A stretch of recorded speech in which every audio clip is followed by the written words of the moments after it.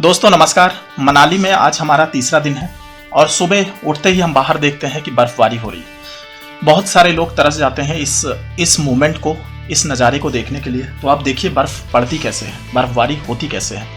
ये जो घर बनाए गए हैं ये स्लोप टाइप के इसीलिए बनाए जाते हैं, खासकर उन जगहों पे जहाँ पे बर्फबारी होती है।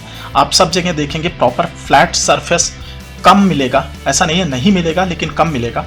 ज़्यादातर स्लोप वाले छत रहते हैं क्योंकि बर्फबारी यहाँ होती है, कई बार हो जाती है, होती रहती है।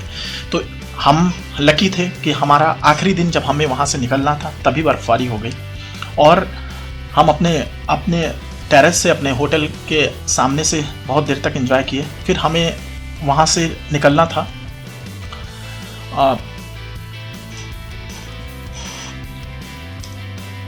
तो हमें वहाँ से निकलना था कसोल के लिए, लेकिन इतनी ज़्यादा बर्फबारी होने लगी कि हमारा वहाँ जाना कैंसिल हो गया। पर हमने अपना जो बर्फबारी का एंजॉयमेंट था वो होटल के बाहर और मॉल रोड पे आके किया। ये बर्फबारी बहुत देर तक होती रही, गाड़ियों पर हर जगह पूरी बर्फ़ ही बर्फ़ हो गई।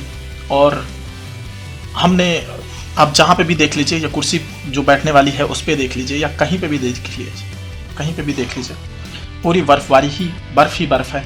और वेदर बहुत बहुत ठंडा हो गया है। ऑटो के ऊपर देखिए बर्फ किस लेवल पे पड़ी हुई है।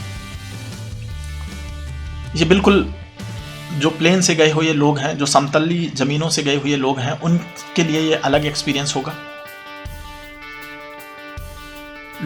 कई बार लोग मनाली घूमने 4 बार 5 बार जाते हैं, पर ये ऐसा माहौल उनको, ऐसा मौसम उनको नहीं देखने को मिलता। हमें मिला।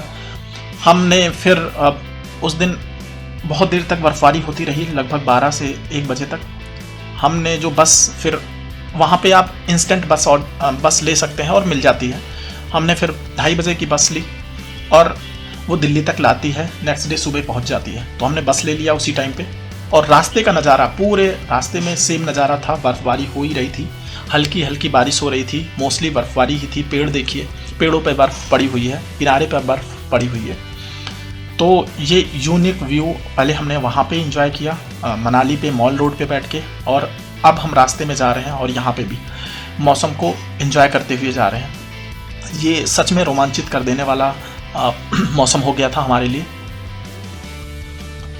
धीरे धीरे जैसे ही हम उस ऊंचाई से, उस वैली से नीचे आ रहे हैं, बर्फ़ जो है थोड़ी थोड़ी बारिश में कन्वर्ट हो रही है। और लेकिन रास्ता पूरे टाइम कुछ बर्फ़ हो रही है, कुछ बर्फबारी हो रही है, कुछ बारिश हो रही है, और धीरे धीरे करके हम काफ़ी आगे आ गए।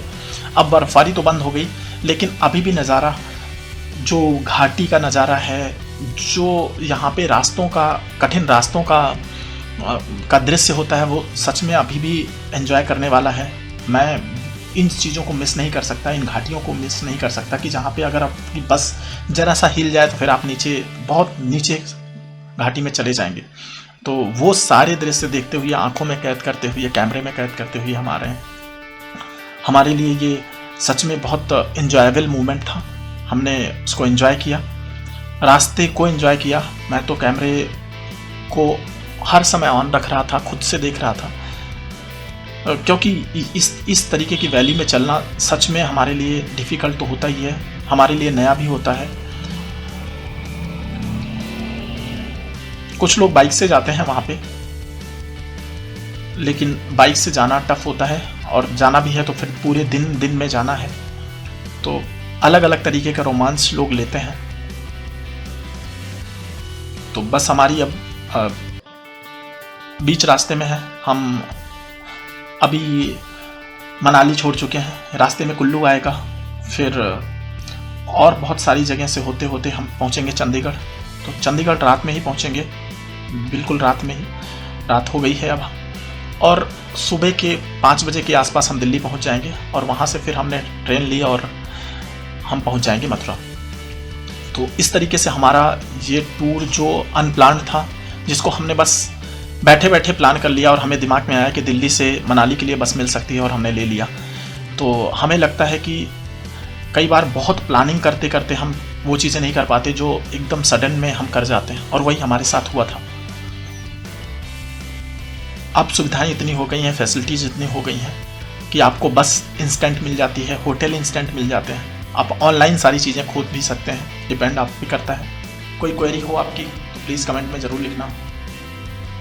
पानीपत के आसपास हमारी बस रुकी थी, जहाँ पे हम लोगों ने सुबह थोड़ा सा नाश्ता किया। सुबह नाश्ता वैसे करा नहीं जाता, करते नहीं हैं, लेकिन हमने वहाँ पे नाश्ता किया और फिर आगे के लिए चल दिए। 2 घंटे में हम दिल्ली पहुँच जाएंगे। इसके बाद दोस्तों प्लीज़ सब्सक्राइब द चैनल, क्योंकि हम इस पर बहुत मेहनत कर रहे हैं। अब आप लोगों के सपोर्ट की ज़रूरत ज़रूर है हमें।